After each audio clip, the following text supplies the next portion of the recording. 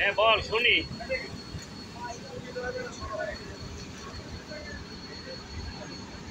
না বলছি 1000 টাকা দিতে আর কি, তুই হয়তো কিছু খেয়াল করিয়া শুনতে পারো। সবাই আগে যাইতে পারবো না, যাইগো 3 নম্বরে। হ্যাঁ রাতুলের 1000 টাকা দে, ওরে 1000 টাকা দে। ওই ওই কালকে বিকাশের টাকাটা, ওই আমার 1000 টাকা কালকে বিকাশে ঢাকাতে দিচ্ছে, ওরে 1000 টাকা দে।